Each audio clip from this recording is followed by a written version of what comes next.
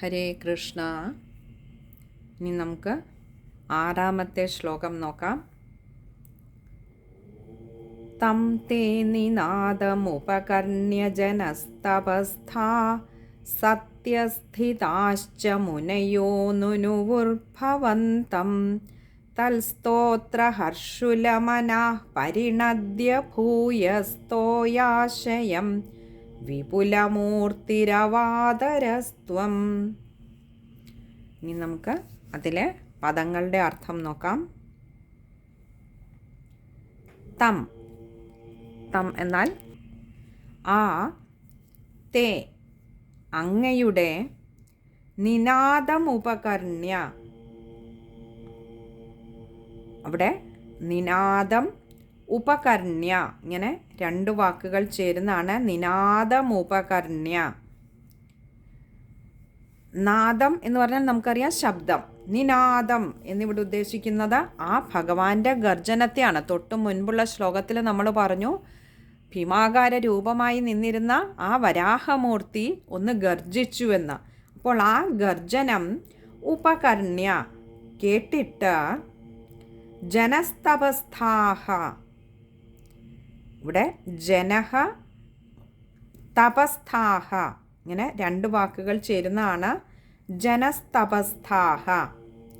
ജനഹ എന്നാൽ ജനലോകം, തപസ്ഥ എന്നാൽ തപോലോകത്തിലുള്ള. അപ്പോൾ ജനലോകത്തിലും തപോലോകത്തിലും വസിക്കുന്നതും അഥവാ അവിടെയുള്ളതും, പിന്നെയോ സത്യസ്ഥിതാശ്ച, സത്യസ്ഥിതാഹ ച, ഇങ്ങനെ 2 വാക്കുകൾ ചേരുന്നതാണ് സത്യസ്ഥിതാശ്ച.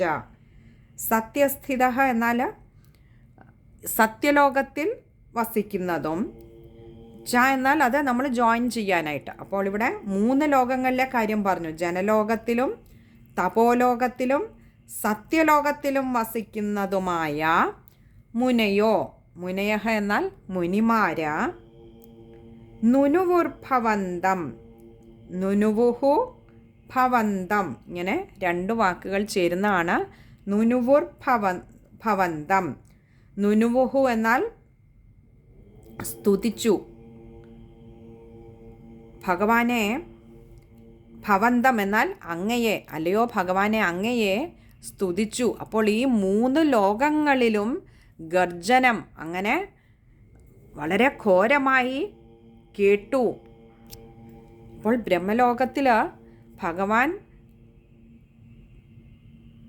അത്യധികം ഭയപ്പെടുത്തുന്നതായിട്ടുള്ള ഭീമാകാര സ്വരൂപിയായ വരാഹമൂർത്തിയായി മാറിയതിന് ശേഷം അല്ലയോ ഭഗവാനെ അങ്ങ് ഘോരമായി ഗർജിച്ചു എന്ന് പറഞ്ഞപ്പോൾ ആ ഗർജനം സത്യലോകത്തിലും ജനലോകത്തിലും തപോലോകത്തിലും ഒരുപോലെ അത് മുഴങ്ങിക്കേട്ടു. അത്രമാത്രം ആ ശബ്ദങ്ങൾക്ക്, ആ ഗർജന ശബ്ദത്തിന് ഈ 3 ലോകങ്ങളെയും പ്രകമ്പനം കൊള്ളിക്കാൻ സാധിച്ചു.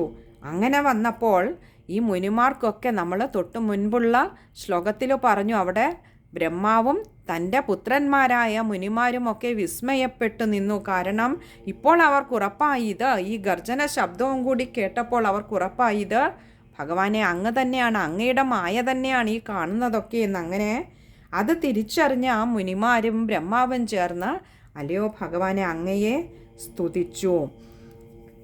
അങ്ങനെ സ്തുതിച്ച തൽ സ്തോത്രഹർഷുലമനാഹ, തൽ സ്തോത്ര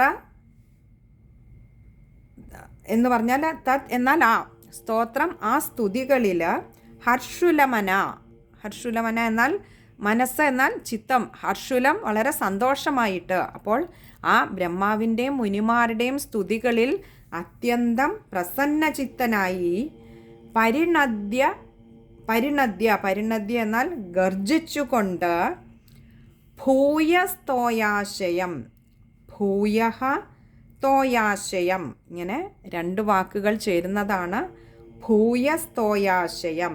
ഭൂയഃ എന്നാൽ വീണ്ടും, വീണ്ടും ഗർജിച്ചുകൊണ്ട്, തോയാശയം തോയം എന്നാൽ വെള്ളമെന്ന്, തോയാശയം സമുദ്രം, ആ സമുദ്രത്തിനുള്ളിലാണ് ഇപ്പോൾ ഭൂമിദേവി ആണ്ടുപോയിരിക്കുകയാണ്. അപ്പോൾ ലക്ഷ്യം ഭഗവാൻ ആ ഭൂമിദേവിയെ, തൻ്റെ പത്നിയായ ഭൂമിദേവിയെ രക്ഷിക്കുക. അത് ബ്രഹ്മാവിൻ്റെയും സ്വയംഭൂമനുവിൻ്റെ മറ്റും മഹർഷിമാരുടെയും ഒക്കെ പ്രാർത്ഥന കൊണ്ടായിരുന്നു ഭഗവാൻ അവതരിച്ചത്. അപ്പോൾ ആ സമുദ്രത്തിനുള്ളിലേക്ക്, എവിടെയാണോ തൻ്റെ പത്നിയായ ഭൂമിദേവി ആണ്ടുപോയത്, ആ സമുദ്രത്തിനുള്ളിലേക്ക് വീണ്ടും ഗർജിച്ചുകൊണ്ട്, വിപുലമൂർത്തിരവാതരസ്ത്വം വിപുലമൂർത്തി അവാതരഃ ത്വം, ഇങ്ങനെ 3 വാക്കുകൾ ചേരുന്നതാണ് വിപുലമൂർത്തിരവാതരസ്ത്വം. വിപുലമൂർത്തി എന്ന് പറഞ്ഞാൽ വളരെ വിപുലമായ ശരീരം ഉള്ളവൻ, അല്ലെന്നുണ്ടെങ്കിൽ വീണ്ടും അത്രയും വലുതാക്കിയ ശരീരത്തോടു കൂടി, ശരീരത്തെ വീണ്ടും വലുതാക്കിയിട്ട് അങ്ങോട്ട് വിപുലീകരിച്ചു വീണ്ടും ശരീരത്തെ.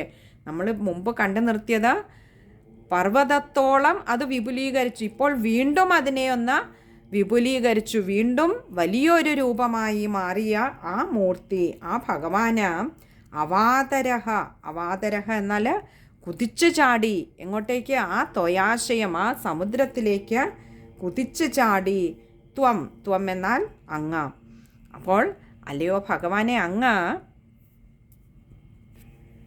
ഭഗവാനെ, അങ്ങയുടെ മായയാണ് തങ്ങളുടെ കൺമുന്നിൽ ഈ കഴിഞ്ഞ ഏതാനും നിമിഷങ്ങളായി കണ്ടുകൊണ്ടിരിക്കുന്നത് എന്ന് ഇപ്പോൾ മഹർഷിമാർക്കും ബ്രഹ്മാവിനും ബോധ്യമായി. കാരണം അങ്ങയുടെ ഈ ഘോരമായ ഗർജനം ഈ 3 ലോകങ്ങളെയും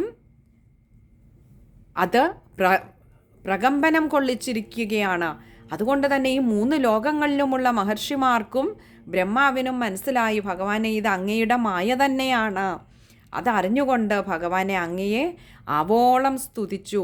ആ സ്തുതിയിൽ പ്രസന്നചിത്തനായ ഭഗവാൻ വീണ്ടും ശരീരത്തെ ഒന്നുകൂടി വലുതാക്കിക്കൊണ്ട്, വീണ്ടും വിപുലീകരിച്ചുകൊണ്ട്, അത്രയും ഭീമാകാരമായ ആ രൂപം തൻ്റെ പത്നിയായ, തൻ്റെ പ്രിയതമയായ ഭൂമിദേവിയെ രക്ഷിക്കാൻ വേണ്ടി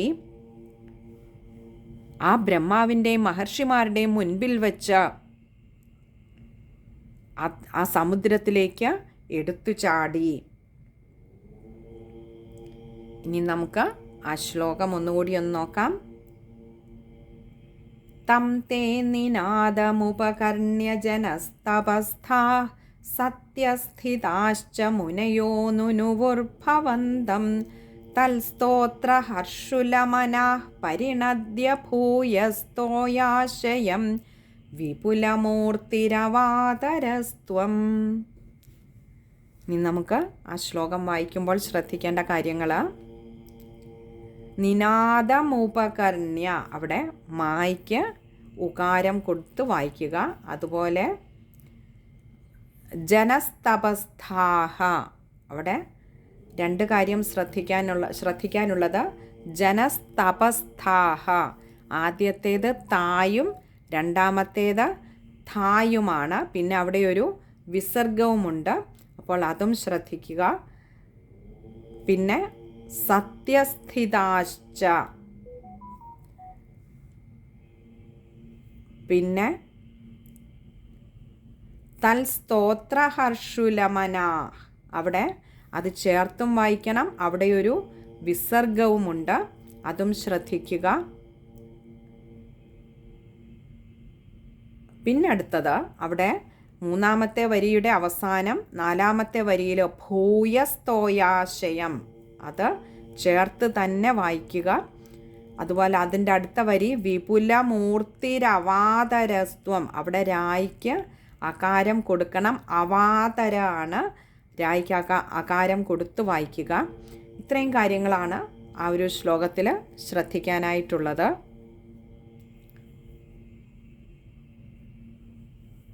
ബാക്കി കഴിയുന്നതുമൊക്കെ നമുക്ക് എളുപ്പമുള്ള വാക്കുകളൊക്കെ തന്നെയാണ്, ബുദ്ധിമുട്ടുള്ളതില്ല. ആ മൂന്നാമത്തെ വരിയിലെ ഭൂയസ്തോയാശയം അതൊന്ന് ശ്രദ്ധിക്കുക, ചേർത്ത് തന്നെ വായിക്കാൻ. ഇത്രയും കാര്യങ്ങളേ ഉള്ളൂ ആ ഒരു ശ്ലോകത്തിൽ ശ്രദ്ധിക്കാനുള്ളത്. ഹരേ കൃഷ്ണ.